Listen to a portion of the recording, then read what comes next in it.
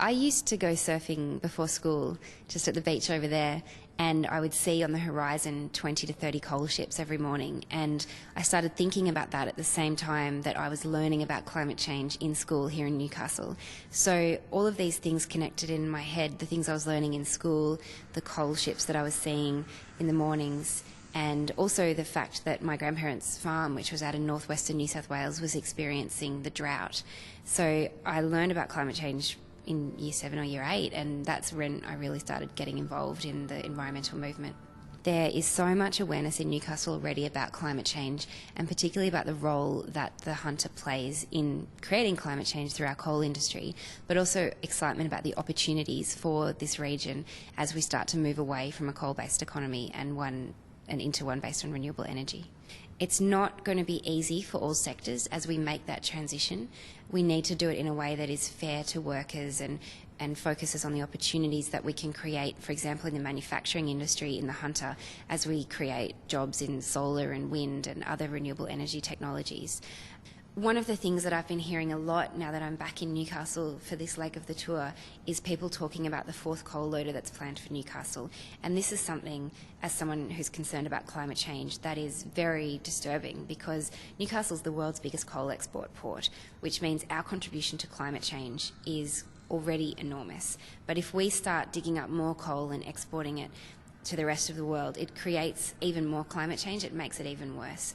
So last year I took Nick Minchin, the former finance minister, on a journey around the world to get him to try and accept the science behind climate change.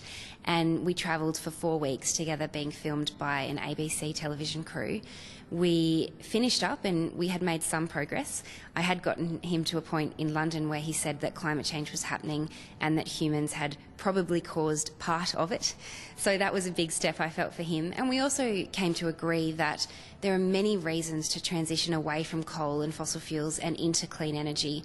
Not just climate change, but also the health impacts that we're seeing in some parts of the hunter in terms of asthma and respiratory illnesses and cancer clusters, and also the fact that we're going to run out of fossil fuels eventually anyway. And if we can harness energy from the sun, we have short-term infrastructure costs in setting up, for example, concentrated solar thermal plants. But once we've done that, we can get free energy from the sun for forever. So we were able to reach an agreement that it was good for Australia's future to move towards renewable energy in the long run. Well, one thing that I learned from Nick is that the messages that the environment movement have used in the past haven't reached out to all kinds of people.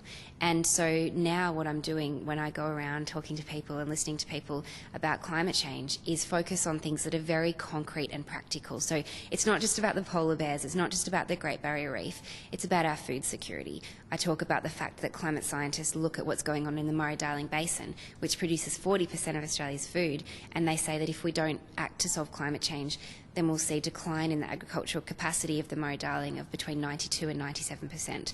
That's a very tangible impact. Everyone eats food. We all have that in common. So I'm trying to reach out to people in ways that they can relate to. They might not care about polar bears or the Great Barrier Reef, but they definitely, are interested in where Australia's future food security is going to come from. So talking about food and food security, talking about sea level rise, which is very relevant for a place like Newcastle, and talking about the infrastructure costs that come when we start to see those sea level rises that affect houses and buildings and roads and train lines.